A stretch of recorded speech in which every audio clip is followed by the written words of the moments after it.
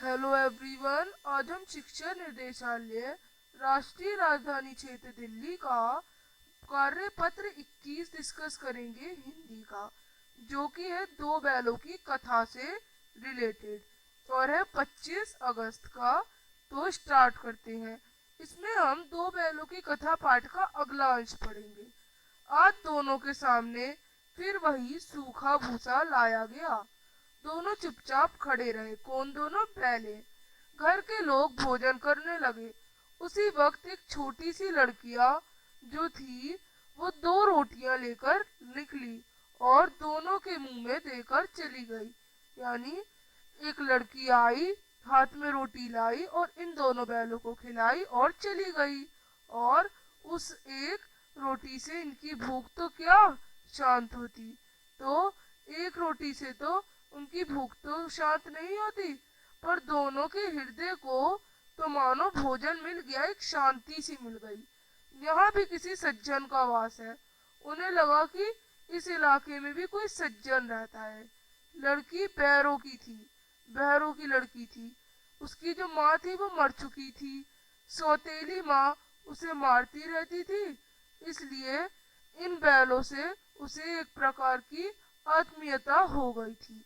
दोनों दिन भर जीते जाते, डंडे खाते अड़ते। शाम को थान पर बांध दिए जाते और रात को वही बालिका उन्हें दो रोटियां खिला जाती थी।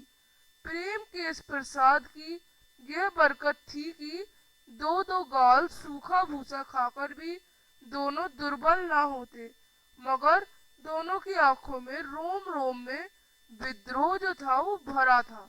अब प्रश्न, किनके सामने कैसा भूसा लाया गया? दोनों बैलों के सामने सूखा भूसा चारा लाया गया। जब घर के लोग भोजन करने लगे तब क्या घटना घटी? जब घर के लोग भोजन करने लगे तब एक छोटी सी लड़की वहां आई और दो रोटियां लिए निकली और दोनों बैलों के मुंह में देकर चली गई। वह लड़की कौन थी? वह भैरों की लड़की थी, वह गया की लड़की थी, या फिर वह पड़ोसी की लड़की थी? वह भैरों की लड़की थी। अब अगला प्रश्न, बालिका की दो रोटियां खाकर बैलों की क्या दशा हुई? बालिका की दो रोटियां की खाकर उन्हें प्रेम के प्रसाद की बरकत थी कि सूखा भूसा खाकर भी दोनों दुर्बल ना हुए, पर उनकी भूख तो शांत नहीं होती, पर दिल सुकून में आ जाता। अब उपसर्ग और मूल शब्द को अलग करना है विद्रोह में। तो जब कौन सा सही होगा?